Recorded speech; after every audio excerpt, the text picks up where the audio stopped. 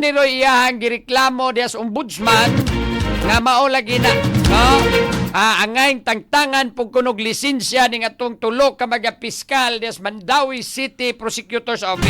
Alright, bearita kay matay wa na gini si Byron Garcia wa gilung-i ning mga piskal dias Dakbayas Mandawi.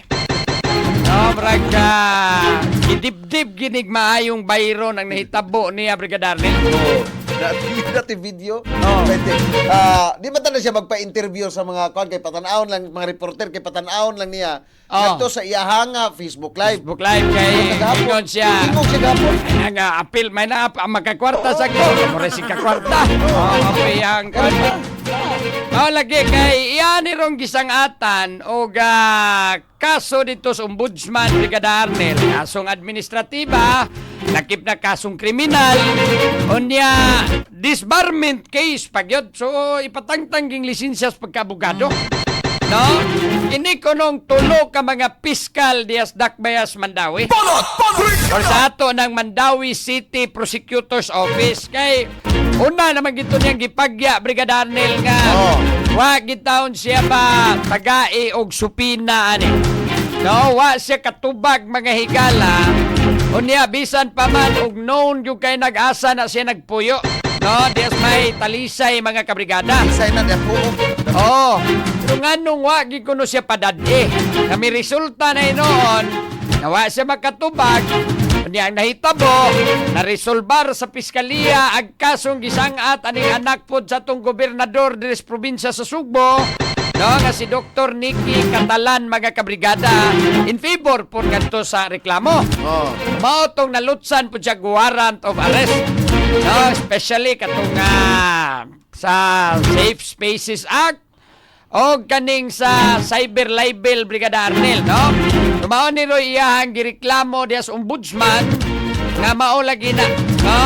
Angay tangtangan pug kunog lisensya ning atong tulo ka mga piskal dias Mandawi City Prosecutor's Office. Auto yang gi-file kagahapon. Biyaton dawaton sa ninduga nga report ani gikan sa tong kauban mga kabrigada si Brigada Gian Navarro, no? Kay magini nagsunod-sunod po sa kininiya kang Byron Garcia kagahapos pagsangat na dito sa ombudsman. Pagsangkag kaso. Biyato sang i-check ang maong report mga kabrigada. Mao lagi ni, ingon naman gito noon daan po si Byron nga naagi mo'y o katupang kang Mayor Tata Sala bitaw pa nga istorya naagi mo'y bahin. Pero kang ko naagi mo'y mapaabot nako. Ingon mas Byron na to sa una naman mapaabot ako. Naman gito, iya man gito katong gihinapi na mos Byron dire. Ngani ingong gid siya naagi mo'y mapaabot nako. Babag unfair para niya unya tanaw siguro Byron murag pabor kay mo da. Okay, nakadawat sa kadaghan nga kaso nga akong giatubang gi-file diha. Wa gyud koy nadawat. Pabor kay mo da. Ana ba na. Lagi na serbayo sa taman ni ani man gyud ni wider man eh. Diya ang imo pasang igsuon nagtungkaw dias Kapitulyo. Awa man sa laing gamhanan. Di ba? Wa sa laing gamhanan. No, amo man sa mga gamhanan at that time. Kano ipit gamayng panahon Brigadier Arnel. Maus-maus man na pinulungan pas mga kuan. Believe ko ni Governor or former Governor Gwendolyn Garcia kay wa na gyud murag ambot asa na karo unsa may gibuhat rong kani gobernador unsa di nabisihan des tong kani gobernador. Di bitaw kaning uban nga di mohunong magsige na lang sa pandao magsige na lang oposisyonista kay ba. Anan sapa bitaw kaayo magbantay las kontra Brigada Jail. Pilip kong Governor Gwen, murag man kay tingog ros Governor Gwen. Way kisaw. No, hilom-hilom ra mas Governor Gwen, murag nagbantay ra magpialpal. It's not time to, politika. Kung ganahan siya mabalik sa politika, magpakahilom siya ron mga panahon Hilom bitaw siya nga ang gigukod sa Ginoong Maayo ron si Byron po hinoon Brigadier Arnel. Sila o Ginoong prisuhan Ginoong Byron. Pero sige ba ato sang i-check ning naman as Byron kay Jill Wardin ba na sa lahi man to kay consultant man siya ato wa man siya gipriso na unsa ba. Kaya ato sang i-check ni si Brigada Gia Navarro siyang report mga kabrigada may labot ni ining pagpasakag kaso ni Byron Garcia Aning tulo ka mga piskal dias Mandawi City Prosecutor's Office sa mga higala. Brigada Balita. Siksik sa mga bagong balita. Brigada Balita. Brigada Gia Navarro, i-brigada mo! Brigada. Live report. Botika ni Cebu Provincial Jail Warden Byron Garcia nga tangtangon ng lisensya sa pagkaabogado ang tulo ka mga kawani sa Mandawi City Prosecutor's Office. Human nga miduso og reklamong administratiba o kriminal batok sa tulo ka mga abogado diya sa Ombudsman Visayas natong Miyerkules sa buntag. Plano usab nga miduso si Garcia og disbarment case batok sa tulo ka mga abogado sa Integrated Bar of the Philippines. Gumikan kini sa kahingawan niya sa giingong nihikawan siya sa pagbaton og due process sa giatubang niya mga kaso. May numdamang na priso si Garcia tungod sa kalapasang Safe Spaces Act nga gipasaka ni Capital Health Consultant Dr. Nikki Catalan batok niya. Apan nakapiyan sa kini og gawas nun sa kasamtangan. Alang sa igso ni kanhi Governor Gwendolyn Garcia nga ang tulo ka mga abogado dili sila ang ayang tawagong maayong mga kawani sa maong korte human sa iyahang gidangatan. Ang complaint, kanan. Kadi, lisod tayo kay ang kanira bang accused, no? Igsuon ni sa former gobernador. Unya, kaning Nikiha, umagad ni sa present gobernador. Mo pa ni palag ko, ako ginan, oy piskal, gusto ilabot na. Ano naman sa pasabotin mo na? Meaning, ayong pasabot, ang ex-gobernador di nakahatag ninyo og stipend, allowance. Unya, kaning present may tighatag niyo allowance. Pagklaro, gisiko man ko sa akong abogado, ay nalang releasa. Gawas sa criminal case, miduso usab si Garcia og reklamong grave misconduct, gross neglect of duty, abuse of authority, gross incompetence, gross negligence, conduct unbecoming of a public official, o conduct prejudicial to the best interest of the service, batok sa nisgutang mga kawani. In the heart of changing lives, kini si Brigada Gia Navarro alang sa 90.7 Brigada News FM Cebu, the Music and News Authority. Brigada. Ana di ito O, kuan, kasong graph sa Republic Act 3019 na to, Brigada Arnel. No, pero... Criminal administrative. Upan, administrative. No? Paybar disbarment. Lagi, pero I don't know. Kuan kay kinahanglan sa i-substantiate maguna nimo Brigada Arnel na imo mga reklamo regarding ana, no? Kinahanglan mo nagibasihan ba?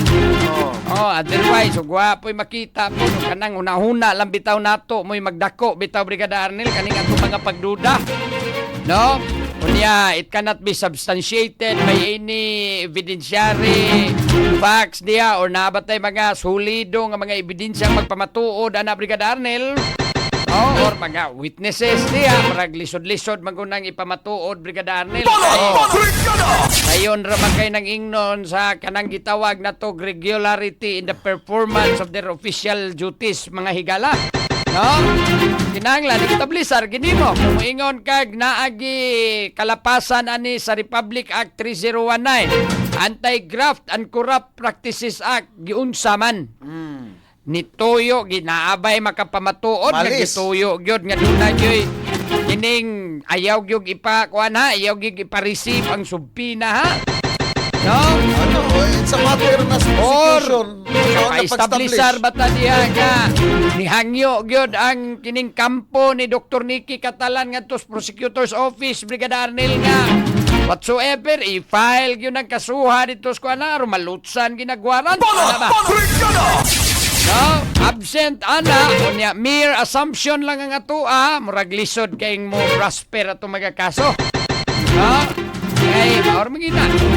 Kay igo yung makapamatuod. Aw kana murag ay gibugaton Brigada Arnel ang reklamo. Ay di magud ta ingon nga mo assume lang ta. Although sa ato mga hunahuna magduwa-duwa gina mga ingon ana Brigada Arnel.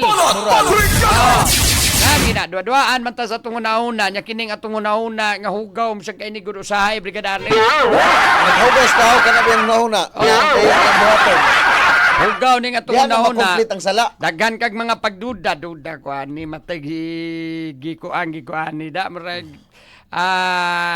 usabay tawag anagi matay sabutahi gikuan ni da. Ito gibati ni Bayron. Matay na sabutahi ko ani unya labi na nga gobernador gubpa ana matay na gini impluwensya dia ros kapitulyo.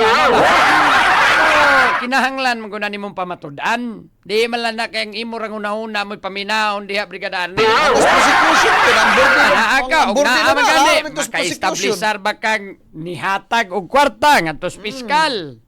No? Aron lang yung mapaila ang kaso. No? Pangingon ana ba? No? Absent ini evidence nga mga makapamatuod nga dunay kanang imong pagduda tinuod. No, akana murag lisod kayo. Salindot lang po na dayon kay moingon ra man tuwa mo man ang gipadaw. Oh, wa man gi-receive gikuan man na didto. No, dito sa kuan pag-abot na mo kanang unsa nang iyahang gipuy-an gani nga kuan. Nana usa ka sa subdivision des Talisay. Nga subdivision des Talisay nga high-end pod Brigada Arnel. Wa kami pasudlaw niya among gibilin dito sa gwardiya di man po i-receive.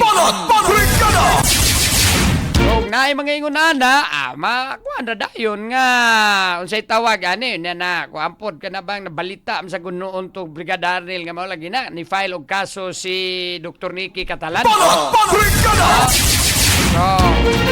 Although notice or kining supina gyud mo ibasihan ana Brigada Arnel pero mao lagi. Mao kinahanglan sa korte. Oh, kabalita ni nga naay kaso ni wa koy nadawat. Duda nakagamay. Wa ba koy nadawat ani kalahian. Dugay ra ba kay nang inana Brigada Arnel labi na og ipamail lang ang supina. Asos por bida. Abot na lang nagkuhan, mga duha ka buwan, wa na, nahuman na day dito, kay nagtuo, nagwa ni mo tubaga. Wala pa maabot ni mong supina, Brigada Arnel. Ato lang tanahon, og unsay paingnan ani, og makumbinser bang ombudsman, mga higala, kay ni-file man po dinuos Byron Garcia, disbarment case, Brigada Arnel. Okay, nila ay korte. Oh, pero ato lang sa siyang hinabion o niya Stira Brigada, Guro Brigada Arnel. Og unsa ba, aside sa iyang huna-huna, unsa pa ilain niyang pagpamatuod ani? Naabay nag-ingon niya nga dunay personal knowledge nga mao gyud na Brigada Arnel. Na inganyo gyud ang mga sakop or ang atong tulo ka mga piskal kayang gisangatag kaso di Mandawi nga isang at gining kaso dito sa korte kay naagyoy naka-impluwensya nila sa provincial capital. Wala nang kuwayan rog hinabi kay medyo buntag sayo pa man sa gudrong kaayo. No, nagkapi-kapi pa sa Zero Goro ron si Byron Garcia. Relatas Tira Brigada, ito ning hinabion si Sir Byron Garcia. Unyag, usay iyahapong mga aside sa iyahang una-una, Brigada Arnel, sa pailain nga mga ebidensya niya. No, nga pagpamatuod, anirong iyang gisangat diha nga kaso, nga kalapasan sa Republic Act 3019, o kining mga administrative cases sa mga higala batok aning tulo ka mga piskal sa Mandawi City Prosecutor's Office.